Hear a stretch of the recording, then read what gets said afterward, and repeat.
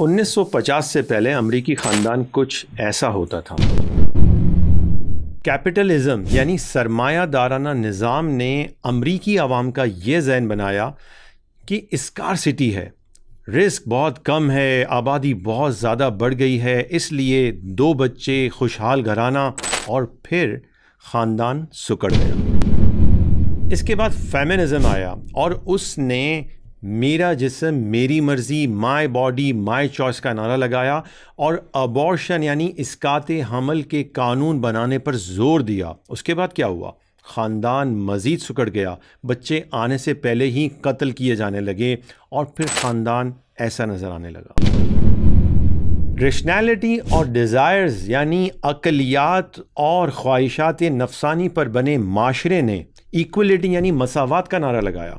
خواتین کو طلاق کا حق دینے کے ساتھ ساتھ شوہر کی آدھی جائیداد بھی دینے کا قانون بنا دیا۔ پھر تو خواتین بھی لالچ میں شوہروں سے طلاقیں لینے لگیں اور بچے ماں باپ کے پیار سے محروم ہو گئے۔ بات یہاں بھی نہ رکی، فریڈم یعنی آزادی کے متوالوں نے نفسانی، حیوانی اور شہوانی جذبات کو مکمل آزادی دے ڈالی۔ مرد کو مرد، عورت کو عورت سے شادی کی اجازت دے دی، اور پھر اس کے بعد خاندان، بلکہ خاندان نہیں کہنا چاہیے، جوڑے کچھ اس طرح سے نظر آنے لگے۔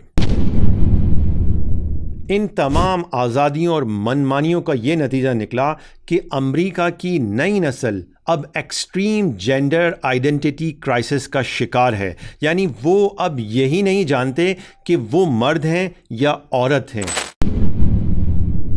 اور پھر اس آزادی نے صرف خاندانی نظام تباہ نہیں کیا بلکہ نسل انسانی کو بھی خطرے میں ڈال دیا ہے۔ یہ سب باتیں تو میں نے امریکہ کی بتائیں، ان سب سے ہمیں کیا فرق پڑتا ہے؟ رکیے، مسلم دنیا پر بھی کیپٹلزم یعنی سرمایہ دارانہ طرز حیات اور نظام زندگی نے پوری طرح قبضہ کر لیا ہے، اور اس بات کا شعور ہماری عوام کو بھی نہیں ہے۔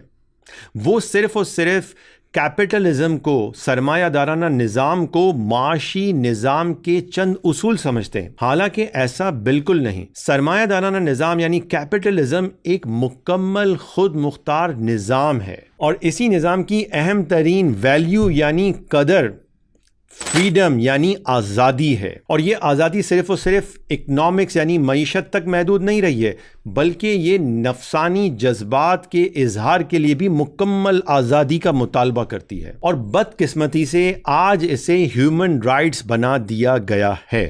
2018 میں پیپلز پارٹی، مسلم لیگ نون، تحریک انصاف اور MQM جیسی بڑی جماعتوں نے ہماری نیشنل اسمبلی سے ایسا قانون پاس کر دیا ہے جو ہومو سیکسولیٹی یعنی ہم جنس پرستی کے لیے جواز فراہم کرتا ہے۔ اس لیے جاگتے رہیے، اور ٹرانسجینڈر پروٹیکشن بل 2018 کو سمجھنے کے لیے ہماری اگلی ویڈیو دیکھیے۔